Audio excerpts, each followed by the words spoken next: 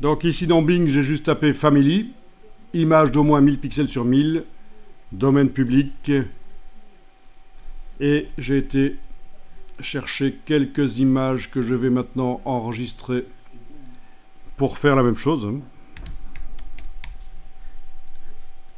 Comme ça, vous voyez que pour la retouche de portrait, ça pourrait servir. Ah oui, j'en ai pris que 2 finalement. Ok.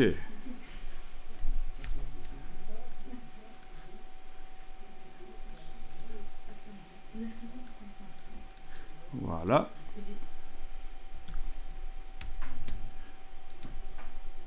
Donc, le script pour rapidement, en un clic, mettre le calque.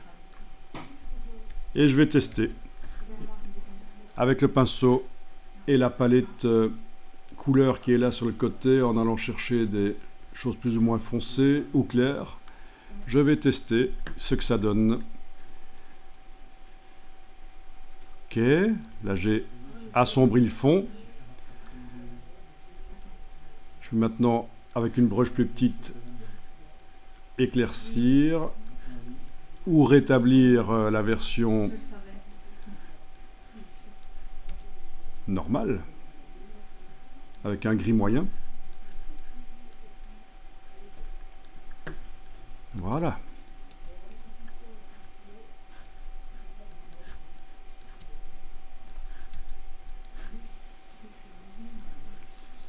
Bon, c'est assez radical ce que j'ai fait là, l'assombrissement du fond.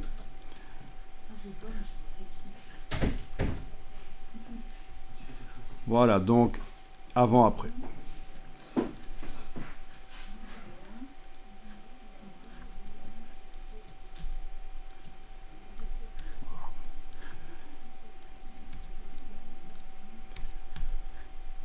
C'est pas toujours évident. Surtout quand il y a des zones frontières là, mais bon.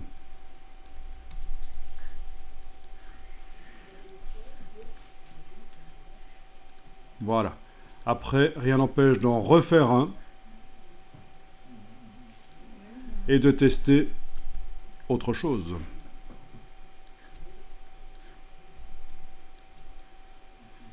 Donc là, je prends le parti complètement différent, j'éclaircis. Donc mon premier calque Dodge and Burn n'est plus affiché. Je travaille sur le nouveau. Je teste.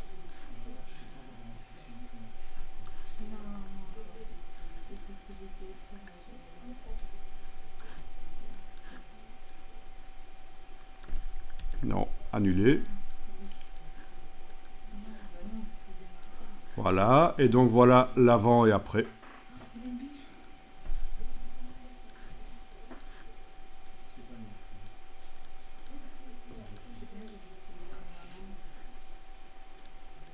Généralement, on essaye quand même que les visages soient éclairés.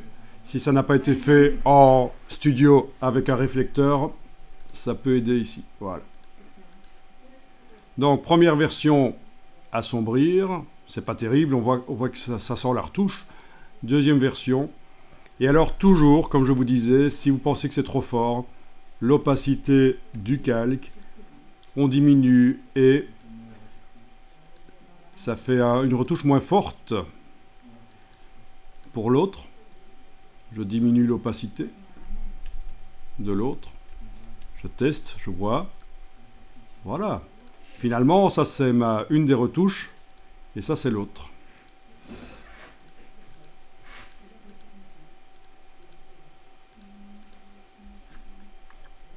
Ok. Donc c'est pas les seules retouches qu'on fait sur les portraits, c'est juste la luminosité locale ici.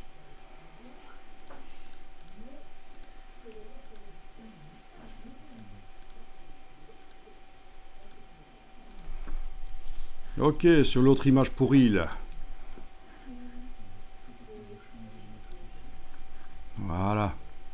Où il y a clairement un problème où le bord de la photo est trop clair. Voilà.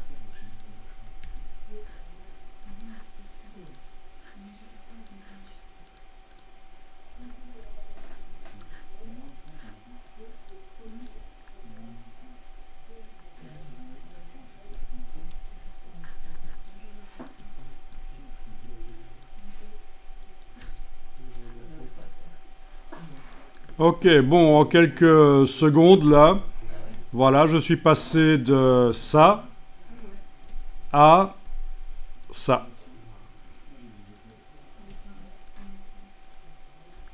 Donc si je zoome un peu, ça c'est avant, ça c'est après. Ah oui, au niveau du visage là, c'est pas terrible, il y a une erreur. Voilà. Ok, peut-être assombrir un peu le tout. Ok. Ouais, donc vous voyez, j'ai vite fait la retouche. Et si je juge que c'est trop fort, parce que souvent on a tendance à faire des choses pas assez subtiles, on diminue l'opacité. Et si je vais à 0% d'opacité, évidemment, je ne vois aucun effet du calque Dodge & Burn. Et si je suis plus haut, à un certain moment, je trouve ici par exemple 66%, ça me donne le bon résultat. Voilà. C'est souvent l'erreur. Quand vous faites des retouches de portraits notamment, ça a l'air irréel parce que cette phase de diminution de l'effet, on l'oublie. On est tellement content du travail qu'on a fait qu'on n'a pas envie de diminuer, de le rendre plus discret. Mais en fait, c'est justement ça le secret d'une bonne retouche.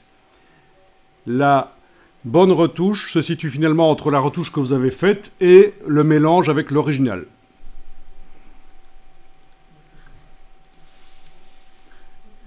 Je vais sauvegarder ça forcément au format Photoshop puisqu'il y a des calques. Alors juste rapidement pour votre information personnelle, ce qu'on vient de faire, on aurait pu le faire directement donc sur les pixels de l'image avec ces vieux outils qui datent des premières versions de Photoshop pour éclaircir ou pour densifier. Et ça c'est en ce qui concerne la saturation. Ce sont des outils foireux qu'il ne faut plus utiliser, sauf peut-être sur des couches alpha, des choses comme ça, mais sur des photos en couleur, n'utilisez plus ça, c'est pourri. Comment ça fonctionnait? Par exemple celui-ci qui sert à éclaircir. On choisit si on travaille sur les tons moyens, les tons foncés, les tons clairs, et le degré d'exposition. Voilà. Je ne vais pas le faire ici sur l'image parce qu'il y a déjà des calques, mais vous voyez le principe. Ceci dit, ce qui peut être intéressant, c'est de se rendre compte que dans Photoshop, il y a des choses que vous ne comprenez pas parfois, et qui en fait sont juste des outils traditionnels qui ont été transposés, montrés. Est-ce que cette sucette, par exemple, vous voyez à quoi ça correspond? C'est quoi? Pourquoi il y a une sucette Et pourquoi il y a un doigt qui fait ce signe bizarre? Est-ce que c'est une insulte ou quoi? On ne sait pas. À votre avis, il faut riposter? Non. En fait, c'est pas une sucette. C'est un disque en carton au bout d'un bâton. Alors, je vous montre le principe. Ce sont des vieux outils de labo photo. Ici, dans Wikipédia, j'ai juste tapé Dodge Burn Wikipédia. Donc, je veux dire, dans Bing, j'ai tapé Dodge Burn Wikipédia et je vais aller dans Wikipédia voir un peu le dodging et le burning. Et vous avez les deux exemples ici, c'est pas mal.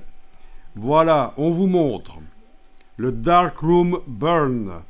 C'est-à-dire que pendant que vous projetez le négatif sur le papier photographique en labo photo traditionnel, analogique, vous avez la possibilité de mettre un carton troué et de faire en sorte qu'une partie de la photo reçoive plus de lumière. Comme on travaille en négatif, ça va assombrir au final. Vous voyez la logique? Alors ça, le carton troué, c'est l'équivalent de la main qui fait une espèce de trou qu'on a vu dans Photoshop. Et ici, vous avez les fameux disques au bout de petites tiges qui empêche que la lumière arrive trop à certains endroits du papier quand on projette le négatif sur le papier. Et donc, moins de lumière, ça va faire plus clair. C'est contre-intuitif, mais c'est comme ça parce qu'on travaille avec un négatif. Donc voilà l'explication de l'origine de ces outils Photoshop. Dodge & Burn.